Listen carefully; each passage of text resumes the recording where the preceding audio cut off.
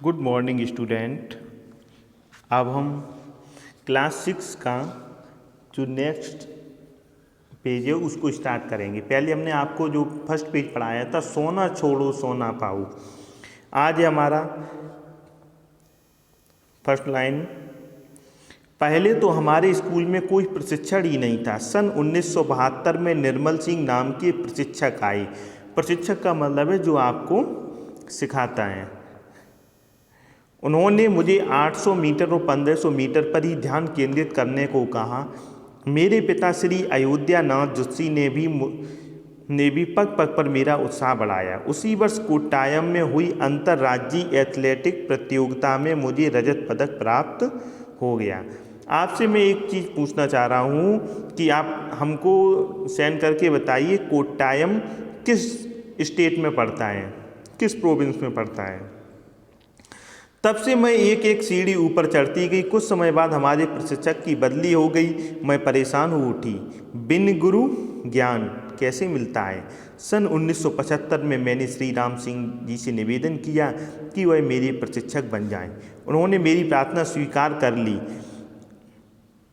तब से अब तक वही मेरी प्रशिक्षक हैं। वह मुझसे अक्सर कहते थे कि एथलेटिक्स में स्वर्ण पदक प्राप्त करना कोई आसान काम नहीं होता है, उसके लिए दिन रात परिश्रम करना पड़ता है। वही बात मैं आज आपसे कहती हूँ। सोने का पदक प्राप्त करने के लिए सोने का सुख छोड़ना पड़ता है। जिस समय मैं सुबह दिल्ली गुरुग्राम सड़क पर अभ्यास कर रही होती थी, उस समय बहुत से लोग सुख की नींद सो रहे होते थे। मैं सर्दियों में सुबह 5:30 बजे से 6:30 बजे तक अभ्यास करती हूँ। शाम को 4 से 5 बजे तक बीच नई दिल्ली के नेशनल स्टेडियम में दौड़ती हूँ। आप सोच रही हैं कैसे हो सकता है। गीता जोशी 26 साल, वजन 50 किलो, कद 5 फुट 5 इंच की युवती है। निकर और बुशर्ट पहनकर अंधेरे में अभ्यास कैसे करती होगी। क्या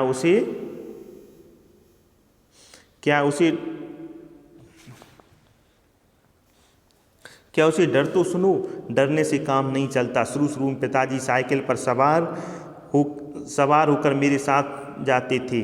अब मेरे बड़े भाई राजनाथ मेरे साथ जाते हैं। कभी कभी छोटी बहन को भी मैं साथ ले जाती हूँ। कभी अकेलापन महसूस ही नहीं हुआ। लगभग उसी समय मेरे प्रांत में सैकड़ों ग्वाले भाई साइकिलों पर सवार होकर दूध बेचने निकलते। कितना अच्छा दृश्य होता। हर कोई मुझे जानता। लोग बड़े गर्व के साथ कहते, यही गीता 800 मीटर की एशियाई चैंपियन है। यह तो आप जानते ही होंगे कि सन 1978 में बैंकॉक में हुए एशियाई खेलों में मुझे 800 मीटर में स्वर्ण और 1500 मीटर में रजत पदक प्राप्त हुआ था। तब से गुरुग्राम का बच्चा बच्चा मेरे नाम से परिचित हो गया। छुट्टी के दिन छोटे छोटे बच्चे मुझे घेर कर तरह तरह के सवाल करते। मैं सबसे यही कहती कि मेहनत का फल मीठा होता है। कुछ समय पहले मैं उत्तर रेलवे के दफ्तर में काम करती थी। मुझे रोज़ सुबह गुरुग्राम से नई दिल्ली जाना पड़ता था। वह स्थान मेरे घर से लगभग 28 किलोमीटर दूर था। दफ्तर की बाद सीधी नेशनल स्टेडियम जाती। शाम को फिर गुरुग्राम लौटना पड़ता। एक दिन की बात है कि मुझे थोड़ी देर हो गई। जिस बस से रोज़ जाती थी वह निकल गई। दूसरी को हाथ दिया तो वह रुकी नहीं। बस फिर क्या था। मन में तरह तरह के विचार आने लगी। सोचने लगी, भारत में एशिया चैंपियन की ये हालत है। हमसे तो क्रिकेट वाले ही अच्छे हैं। दूसरे देशों में एथलीटों की जय होती है, हमारे यहाँ क्रिकेट वालों की। वहाँ मामूली से खिलाड़ी को बड़ी से बड़ी नौकरी मिलती है। यहाँ एशियाई खेलों में सोने का पदक जीतने पर भी मामूली सी नौकरी मिलती है। मैं आज क्या उत्तर रेलवे में हेड क्लर्क। बस बेकार इतनी जानमारी की कि अपनी तो तकदीर ही। इतने में एक और बस का हॉर्न सुनाई दिया। बस का कंडक्टर नीचे उतरा। उसने हाथ जोड़कर नमस्कार किया और इज्जत के साथ बस में बैठाया। मैंने टिकट के पैसे निकाल कर उसकी ओर बढ़ाए तो उसने मेरी ओर हस्ताक्षर करने वाली बुक बढ़ा दी, जो कि ऑटोग्राफ के लिए थी। मैंने कहा, मुझे दिल्ली का एक टिकट चाहिए। जवाब मिला, आप यहाँ हस्ताक्षर कर दीजिए, पैसे वसूल हो जाएंगे। बस में बैठे अधिकांश यात्रियों ने मुझे घेर लिया। फिर एथलेटिक्स पर चर्चा होने लगी। मेरा चैंपियन का भाव फिर प्रबल हो उठा। कुछ ही दिनों बाद हरियाणा खेलकूद विभाग ने एक बड़ी नौकरी का प्रस्ताव आया। मोतीलाल नेहरू खेल संस्थान राय में उप निदेशक का पद प्राप्त हो गया। डिप्टी डायरेक्टर होता है, जो कि 23 साल की उम्र में डिप्टी डायरेक्टर। जी हाँ, यह सब एथलेटिक्स का प्रताप है। मेरा हौसला बढ़ गया। मैं फिर अपनी तैयारी में जुट गई।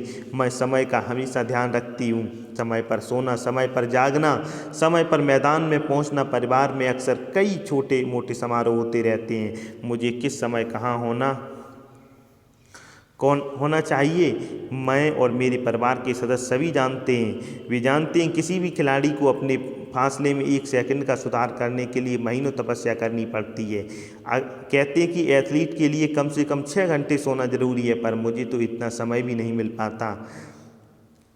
पर मुझे जो मिल गया उसका सुख सोने के सुख से कहीं ज़्यादा है। अच्छा, तो मेरे अभ्यास का समय हो गया है, चिट्ठी यहीं समाप्त करती हूँ। आपको शायद पढ़ना हो तो पढ़ना, शायद आपको शायद पढ़ना हो, पर मुझे तो दौड़ना ही है। यही मेरा कर्म है, यही मेरा धर्म है। तुम्हारी दीदी गीता जुत्सी। इसमें एक एथलेटिक्स ने अपने जीवन के कुछ अनमोल पलों को साझा किया है कि जब वो पॉपुलैरिटी पे होते हैं तो किस तरीके से उनका सम्मान होता है। और एक उन्होंने शुरुआत में थोड़ी वेदना भी प्रकट की थी कि उन्हें शायद जितनी मेहनत की उसका फल नहीं मिला, लेकिन बाद में उनके फल से वो काफ़ी अपने फल से संतुष्ट हुई और उनका एक अच्छी एथलेटिक्स में भारतीय जो खेल जगत है उसमें उनका नाम बहुत ही इज्जत से लिया जाएगा। इसी के साथ ये लेक्चर समाप्त होता है। Thank you.